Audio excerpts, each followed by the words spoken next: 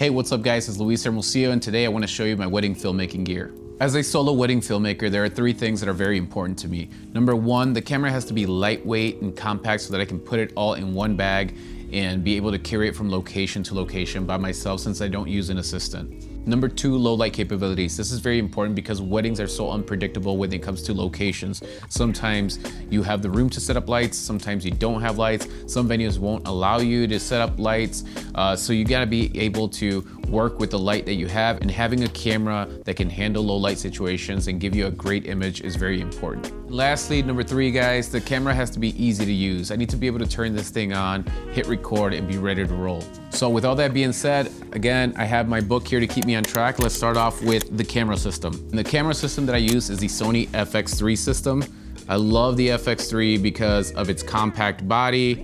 It's very easy to use. It's amazing in low light with its dual native ISOs, one at 800 and the second base at 12,800, which is pretty much like night vision. This camera is compact, feels robust, and the most important thing is that it has dual memory card slots. So when I'm filming weddings, I have the footage recorded into two cards. In case one fails, you have a backup on the other one. So it's like you get a backup on the fly as you're filming. And I pair my FX3s with Sony zoom lenses. I have the Holy Trinity, which is the 16-35, the 24-70, and the 70-200. All of them are G Master 2 lenses, which are very sharp.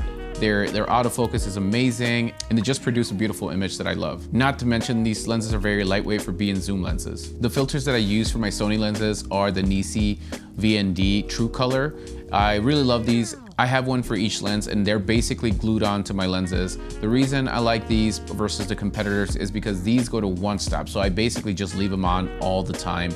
In terms of storage and memory cards for the FX3, I use the Sony Tough cards. I really like these because they are well built and they feel like they're not gonna break. I've had previous memory cards break in my cameras before, and I've had to send my camera to Sony to get it repaired. Now, in terms of camera rig, I only rig out my A cam, which is the one that I have all day with me.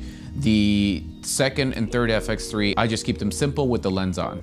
Now, thanks to Caleb Pike, my A-cam is rigged out with his Cineback from Camera Foundry, which is just beautiful. It reminds me of when I used to shoot with my Red Komodos, and it adds a nice weight and balance to my rig. This is a 24-70 FX3 with a V-mount battery, which is the 99 one. I highly recommend these batteries. I use only one of these for an entire 9-hour wedding day, and it's awesome. You can also power USB-C and USB Type A on this as well. This is my main camera. I don't have any monitors on it.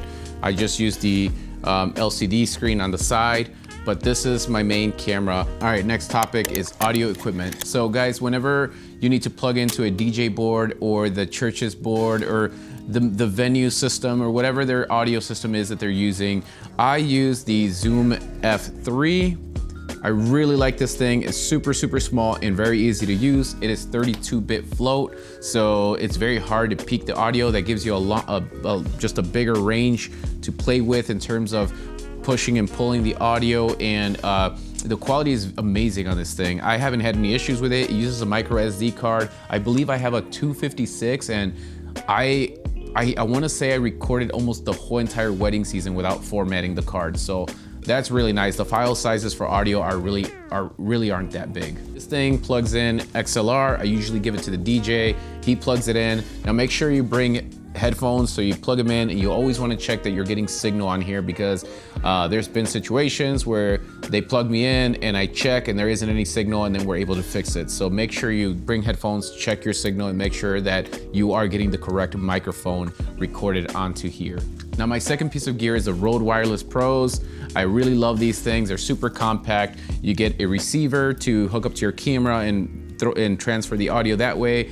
And then you also get two microphones that you can use for your bride and groom or your officiant or whoever you need to record. They're very easy. They come with labs too, so you can screw on the lab and it doesn't come off. And you can put that easily in the groom's pocket, clip it on, and just hit record. And you have more than enough time internally to record a whole wedding day without having to format the memory on this thing. Now for my on-camera mic, I use the Deity S2. I love this thing because it's small and compact and still packs a punch. The range isn't the best, but for what I do, this works just fine and it keeps my rig nice and compact. I have tried the other higher end professional mics before, and I just don't like that they're so long. They stick out to here, or they'll come out all the way out here. Sometimes if you're using a wide angle lens too, they might get caught in the frame in there too. So that's something to watch out for. It doesn't come with this windshield. I had to buy this separate on Amazon, but it does come with a foam windshield. And in terms of lighting, I use the MC Pros. This thing is amazing. It's light, the battery lasts all day, and I use it for all types of things. I use it to light up getting ready shots, open dancing. I use it for detail shots, and the battery lasts all day. These are rechargeable, and you can tone them down to whatever temperature you want to match the lighting of your room. So I really, really love these. These are professional grade lights, and I'm super, super happy with them. Sometimes too, what I do is I'll mount this on my A-cam and I use it as a video light. Now lastly, the camera bag to fit it all in is the 25-liter Peter McKinnon bag. And this thing is amazing. It's worth every dollar. It's my favorite bag of all time.